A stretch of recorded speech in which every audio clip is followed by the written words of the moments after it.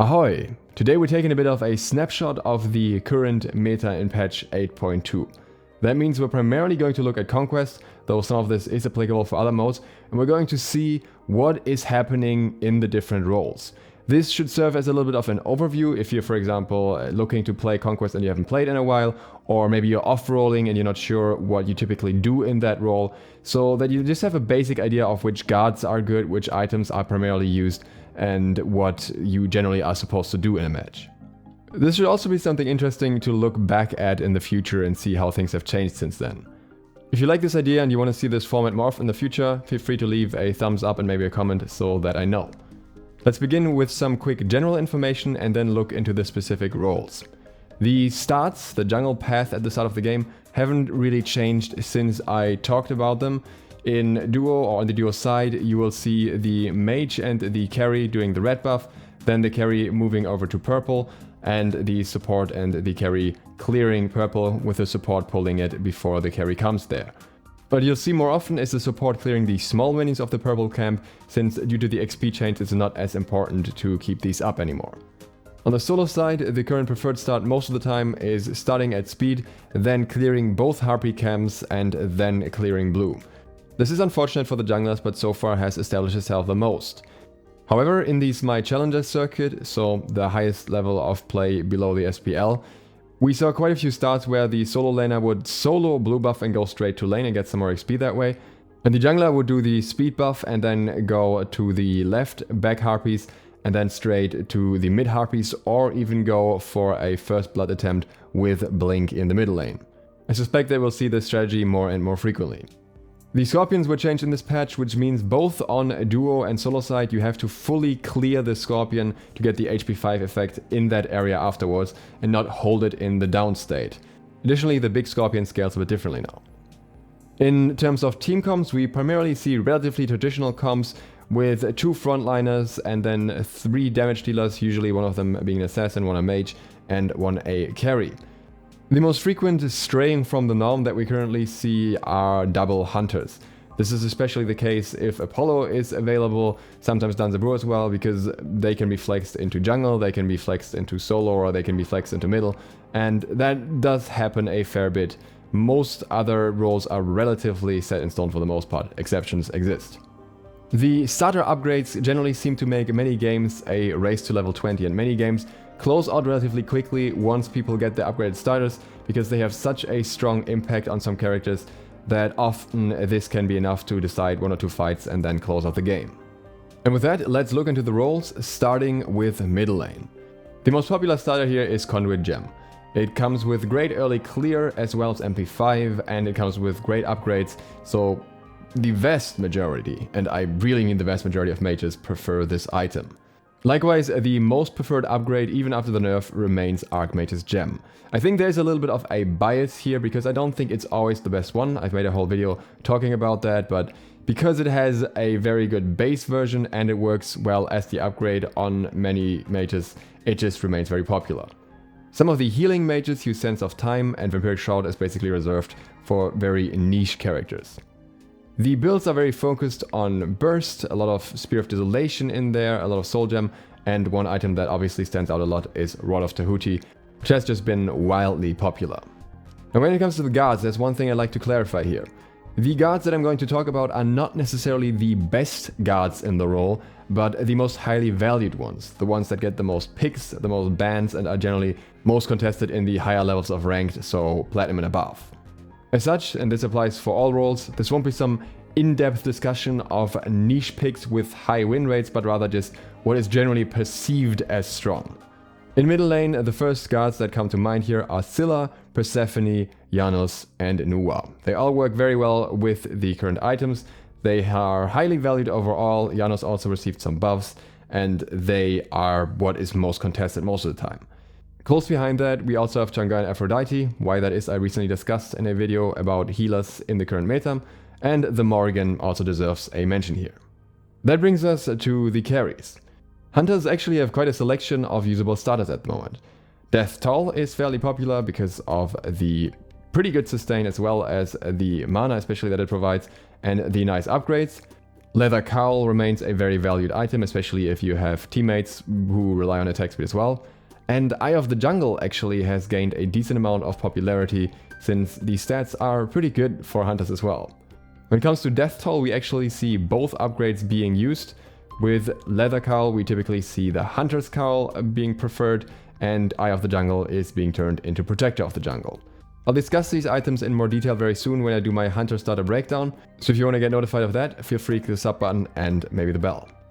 Other items we frequently see on Hunters are Devourer's Gauntlets still. We also see a lot of Berserker's Shield at the moment, Executioner, and quite frequently the combination of Failnot and Wind Demon, which provides 20% penetration once you crit, which is pretty massive because it works pretty nicely along with Executioner against tankier targets. The top two hunters who can also flex into other roles are Apollo and Danzaburo, with Cupid still being relatively close behind. Two other hunters that are worth mentioning are Anhur, who is the next most valued guard, and Izanami, who's not only the next in pick and ban rate after Anhur, but also comes with a significantly higher win rate than most other hunters behind her. In solo, everything goes right now. And when I say everything goes, I really mean it. Even in the SCC, even in the SMITE Challenger circuit, we saw so many different starts and starters that it's really hard to summarize all of that.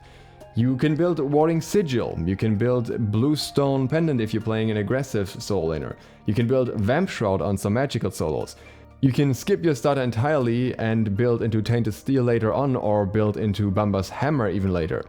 There's even been a Conduit Gem Cthulhu build, there are Mannequin Scepter users that still utilize it well in Soul now, and there are obviously also some users of the traditional Warrior's Axe, even though it's falling a little bit out of favor at the moment with the nerf. Still not a bad item. Oh, and Death Toll is also somewhere in there, so when I say anything goes, anything goes. Traditional ability-based builds haven't changed all too much. You may see the occasional Shifter's Shield in there though. What has really changed are the basic attack focused builds. You'll see Berserker's Shield, you'll see Frostbound Hammer, sometimes in combination with Mystical Mail, or you'll see it in combination with Talisman of Energy, which is valued a lot more now, so there's a lot more flexibility in that regard here. And with such high flexibility also comes a large number of different guards being valued. You have the two that are undoubtedly at the top at the moment, being Kukulin and Guan Yu, but King Arthur is somewhere in there as well, and you can also see Tyr, who's been rising to the top, as well as Sun Wukong relatively frequently. Osiris and Bellona are worth mentioning as the basic attackers, even though they took a little bit of a hit with the nerfs from Mannequin, so things are most certainly more interesting in solo now.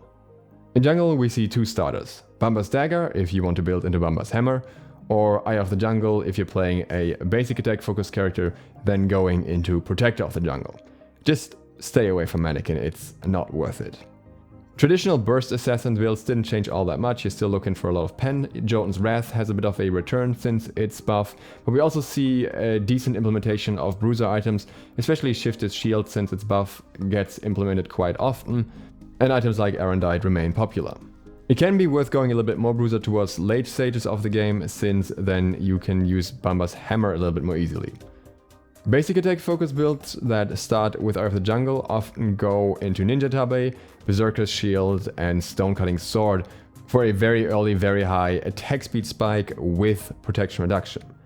The most valued jungler by far is Set, who is just unstoppable with Bumba's Hammer, and the next in line is Nemesis, who's very flexible in how you build her, and then we have Tsukuyomi, who's also an excellent user of Bumba's Hammer.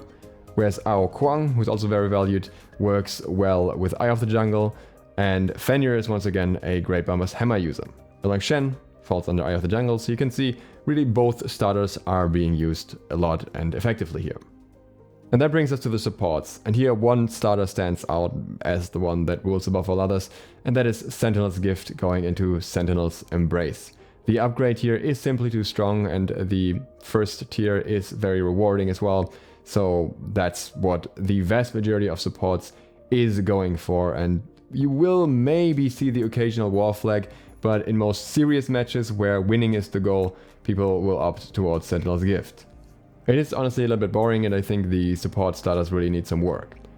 Along with that, something that was a little bit frowned upon at the beginning of the season is happening more and more now, which is defensive aura stacking.